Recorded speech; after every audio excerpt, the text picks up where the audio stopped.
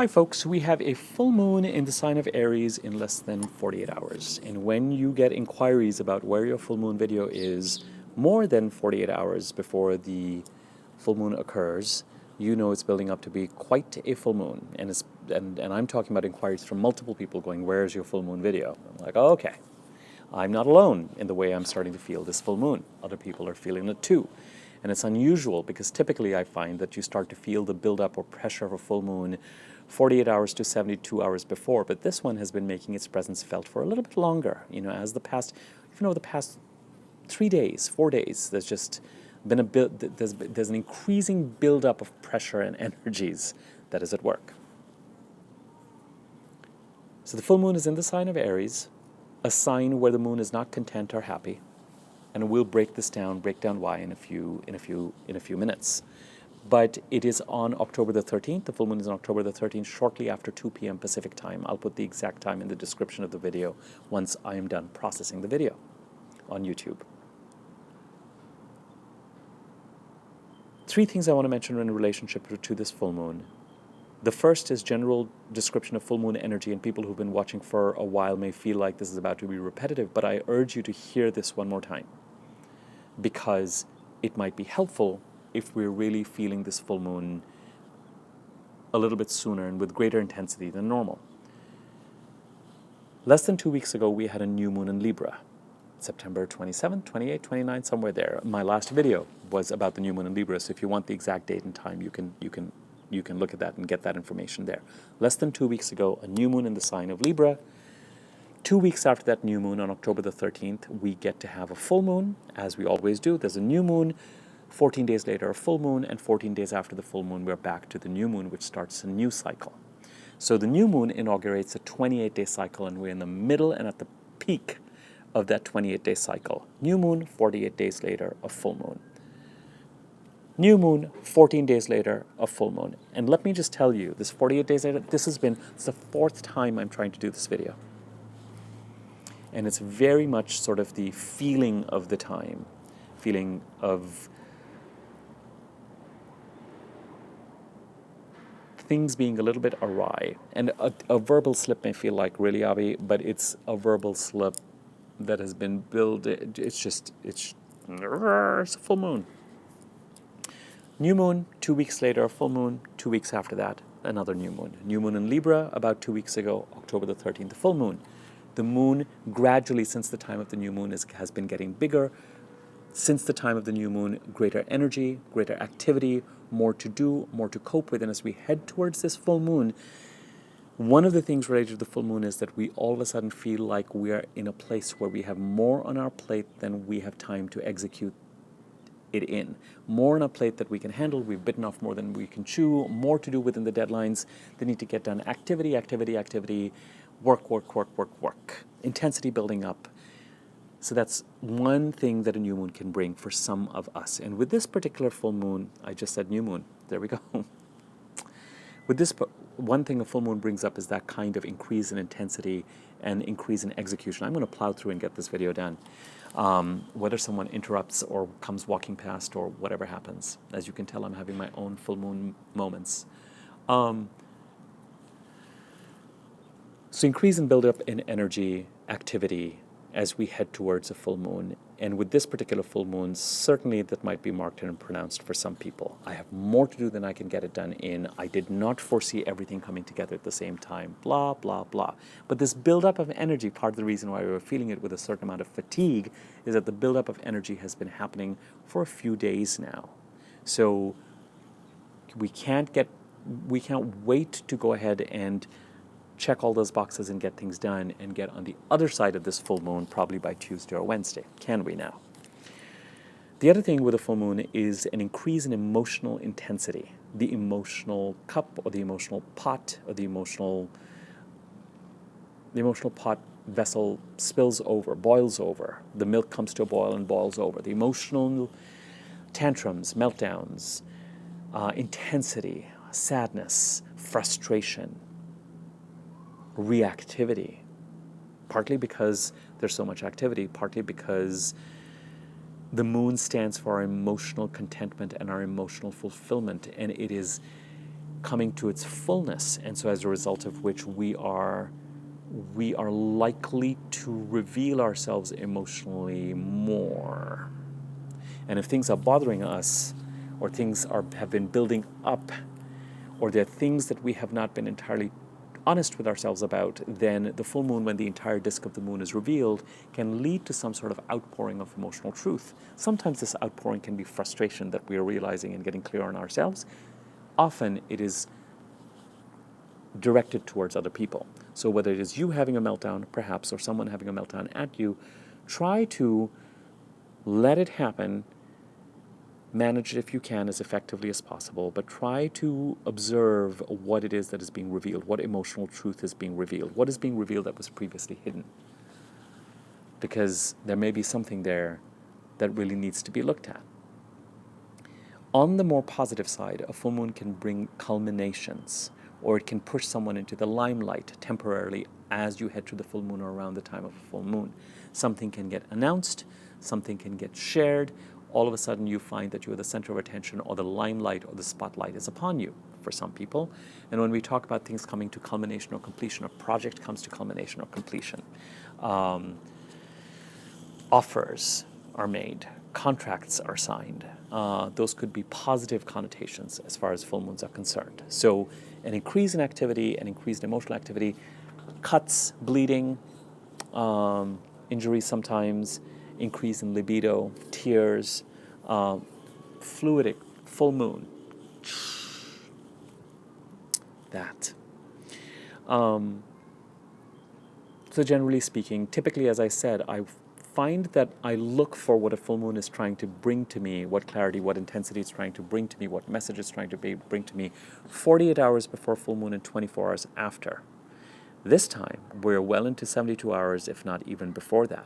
I would say even the past couple of days has been starting to, it's like more and more is being put on people's plates, whether it has to do with work and chores and tasks, whether it has to do with emotional pressure, whether it has to do with some sort of truth, and for some people, in a positive way, whether they're being pushed into the limelight in some ways. It could be that announcements have been made prior to this 48-hour window, but things are building in intensity as we head towards the full moon, even in a positive way.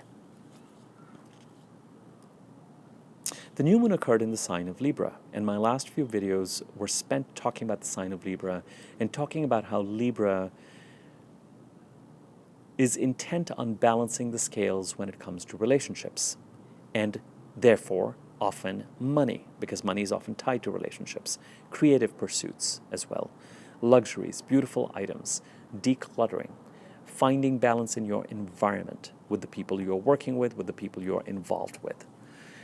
We talked about how the polarities here at work are sort of a my way or the highway kind of philosophy, the individual, my needs, a certain strength, and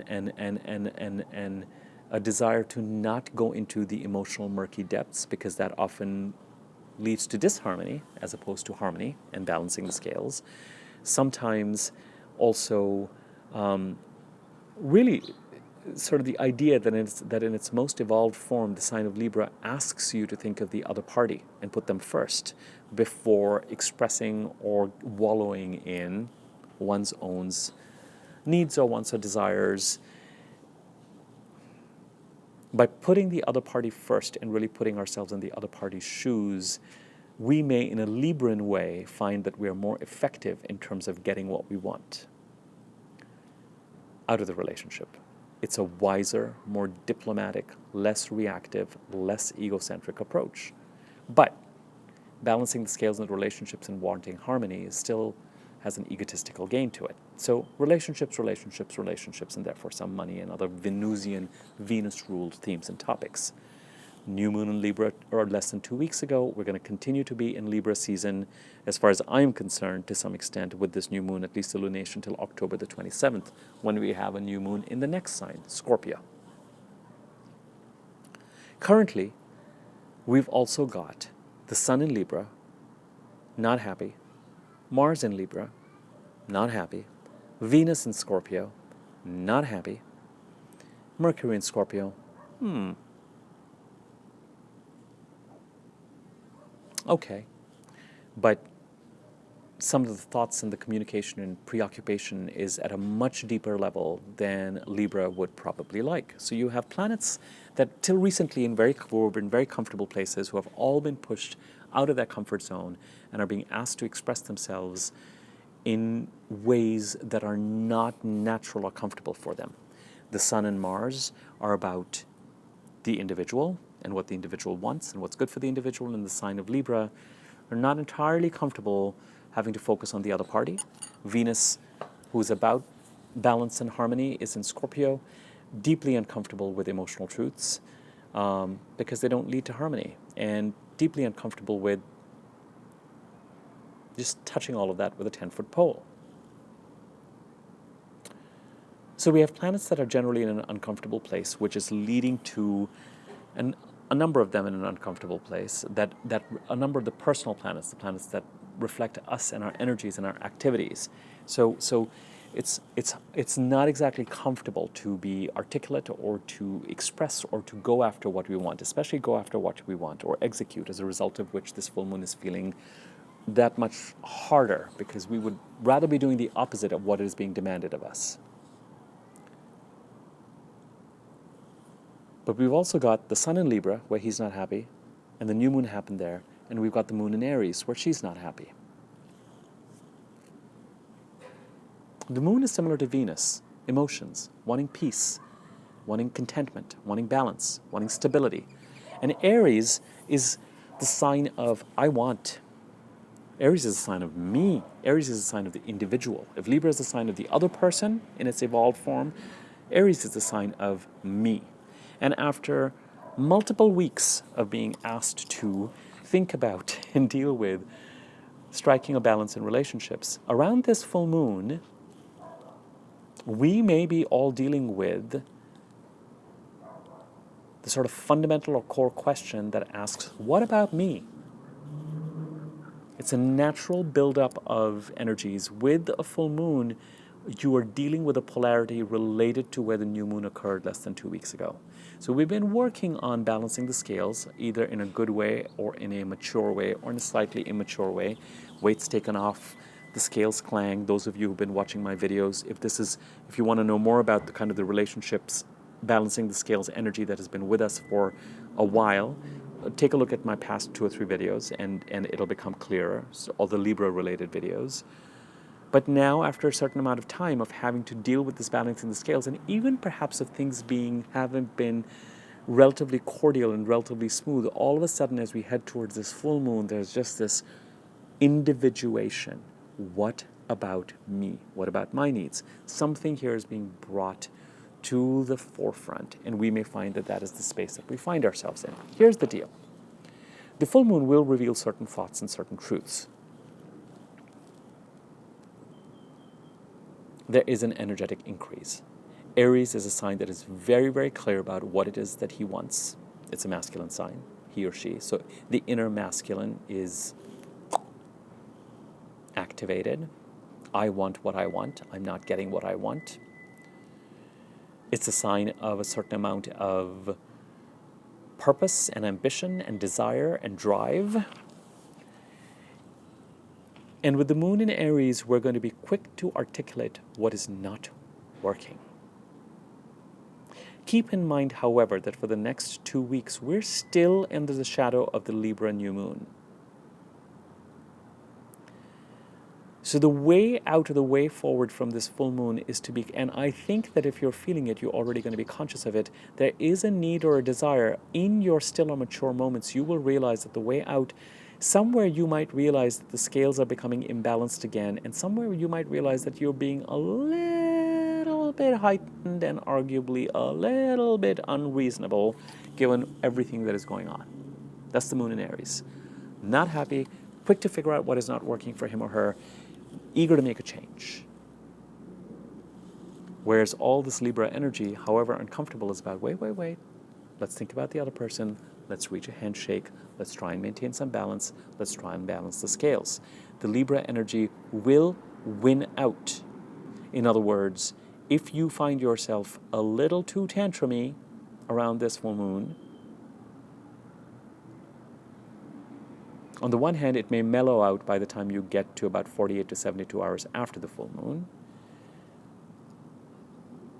But it may be that the way out of the solution now more than ever is to try and understand what is going on with the other person. Because chances are everybody, even the other person, is having a what about me moment. You are not the only person who has been compromising.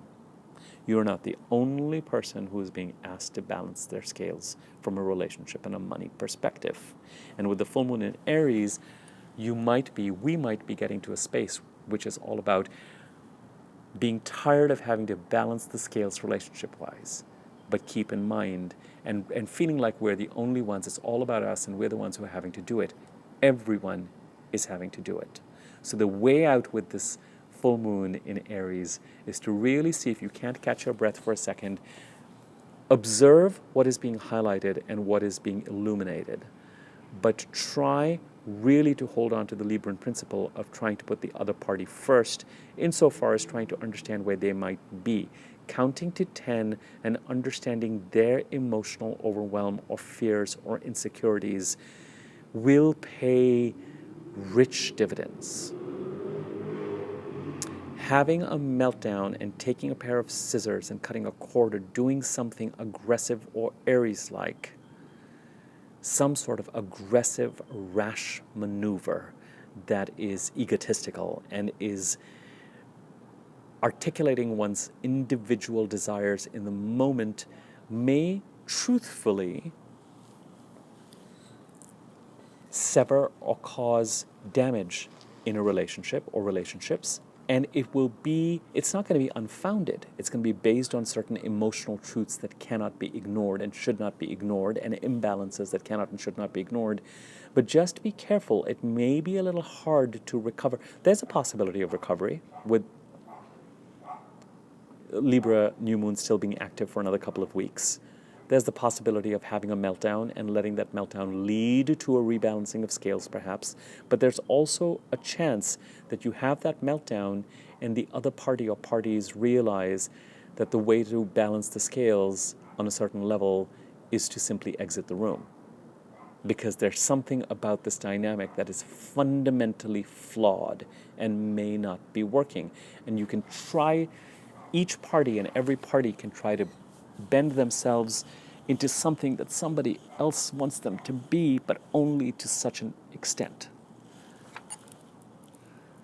So when we are in the time of the year that has to do with partnerships, the actual truth related to the partnerships and those things that are unaccommodatable about each relationship may be coming to the fore.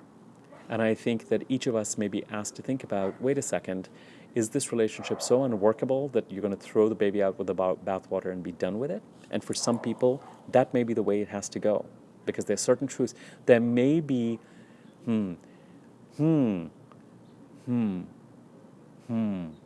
incompatibilities may be spotlit at this time.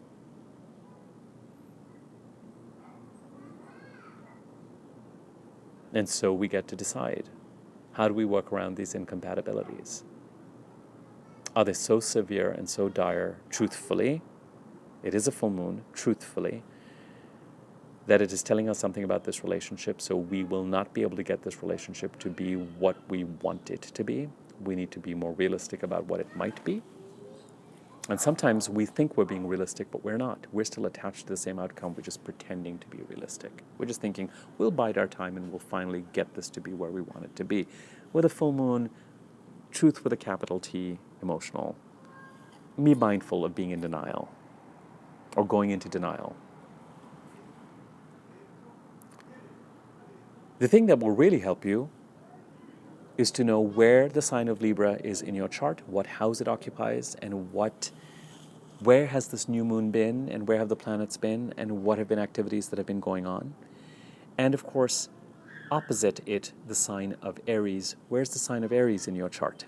What house does it occupy? What are the key themes that are being activated outside of these relationship dynamics? What part of your chart is activated at the time of this full moon? And what part of your chart is active in this new moon period? Those of you who have my PowerPoint or Microsoft Word versions of your charts with the house descriptions and the planets in it, consult those to see where the full moon is and where the new moon is. Where's the sign of Aries? Where's the sign of Libra? The other sign that is important at this time is Capricorn. This new moon is at a 90-degree angle to Pluto in Capricorn. Capricorn is where we're having our eclipses of release. So there's something about this full moon that is in tension with where the eclipses of release are playing out. These eclipses of release were particularly active in the first half of this year and will be active again in the first half of next year, but they're constantly working. So, transformation, Pluto, transformation that cannot be avoided, endings, death, power struggles. Power struggles. When there's a 90-degree angle, when there's a square, that's what it's called. I'm sorry, there's someone's playing. When there's a square, there's a need for action and activity and change. Something needs to change, and this full moon is trying to make that clear to all of us. Part of what may need to change and what may be being brought forth to some of us to understand where it is that we really need to look at the other party and cut them some slack and be a little less demanding and find a better and more harmonious balance in certain relationships that we cannot avoid and that we have to live with. In other cases, there may be a choice. Compatible, incompatible. I really want, but will this really work? Is it possible to get a square peg to fit in a round hole? Whether you're the peg or the other party's a peg. Everyone's pegs. And it's not working. Something's not working. The answer is not to focus on the what about me. It's not Aries season, it's Libra season. But the pendulum has swung from trying to put the other party first and being accommodating and using conversation and diplomacy and tact and love to having a bit of a meltdown and having a bit of a moment and wanting to call a timeout and say, but what about me? Pay attention to what is being revealed and make your choices accordingly. I will still maintain that the right choice may well be to just look at the other party, count to 10, look at them, try and understand where they are, understand that everything changes and the energies change, and this full moon will be behind us. As long as you pay attention to what is true and what has been revealed and a certain truth that is being revealed, you don't have to drive the train into the wall. But if what is being revealed is a fundamental truth about a certain kind of incompatibility that will never be reached and it is time to make an exit, then maybe that's what this full moon is trying to bring. Point number 3. This is a subject of future videos and technically is not really related to this full moon, except it kind of is. This fall is really Scorpio season fall because we've already got Venus in Scorpio and Mercury in Scorpio currently. The sun will come into Scorpio on, as it does every year, on October the 23rd. And Mercury will go retrograde in Scorpio on October the 31st till November the 20th. Typically, these planets and these transits occur in a sign for 3 weeks, 4 weeks, 5 weeks, 6 weeks, but pretty much since October the 3rd to December the 9th, we're going to have some sort of presence in the sign of Scorpio. And right now we're dealing with Libra and Libra season, and that's fine. But more and more planets are going to shift into Scorpio, and they already are. And the emotional truth and codependencies in relationships are going to become increasingly highlighted.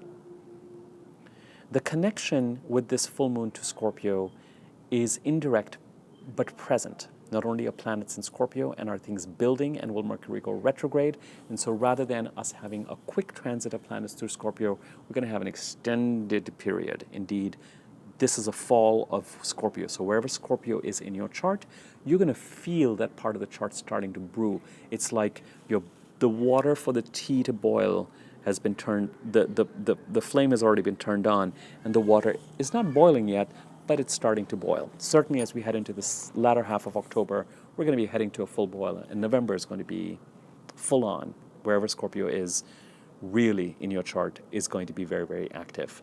The theme of relationships continues to bubble and boil, and we're moving from the place of harmony to really trying to understand what is at the heart of many of our relationships. Every sign is followed by a sign that somehow deepens it or gives it an antidote.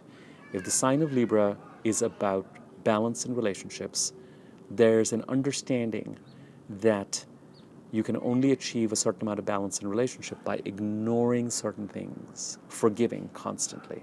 I'm just going to look the other way on that. And you need to sometimes. Otherwise, where will you be? But then the sign of Scorpio comes along and says, all right, Libra, there's certain truths that you're ignoring. And these truths are uncomfortable, but we're going to get to the bottom of them. What's really going on in these relationships? Where are the dependencies? Jeepers. That is what Scorpio feels like. I was talking to an astrologer once, and they said no matter which way you cut it, Scorpio is a rough sign. And I think there's some truth to that. That doesn't mean that people with strong Scorpio placements are rough people, not at all. But there's an intensity to this sign. So this is where we're now headed into Scorpio season. And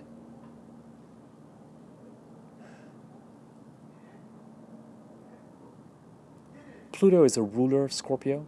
This full moon is square or at a 90-degree angle to Pluto. Power struggles, truth in relationships.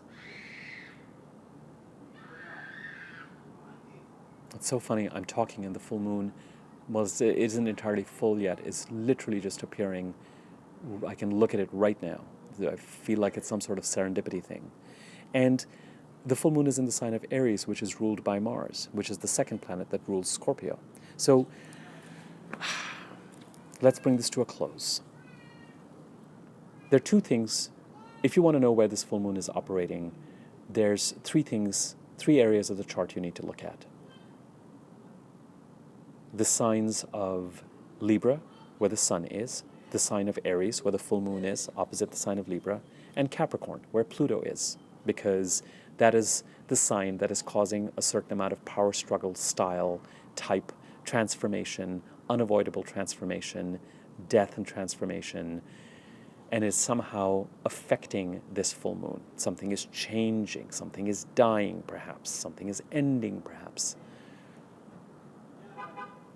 Or you're involved in some sort of a power struggle, and wherever Capricorn is playing a strong role in this. So three signs to look at. Libra, where the sun is, and where the new moon was, and we're in the middle of the 28-day lunation cycle.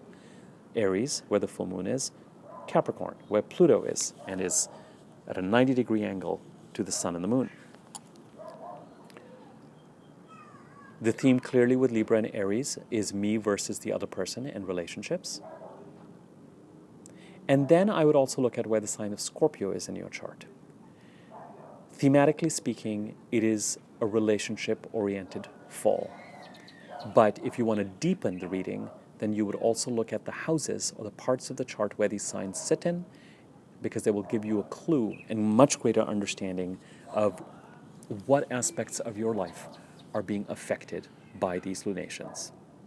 Okay, I will leave it at that. This has been almost a 30-minute video.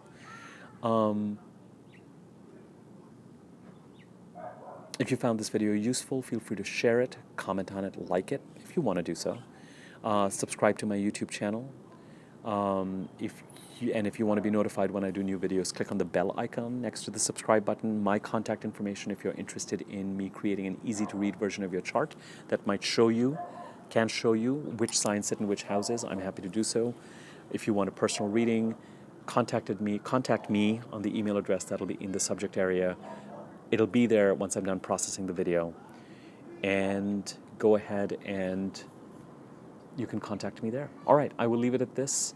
Until next time. Thanks. Bye.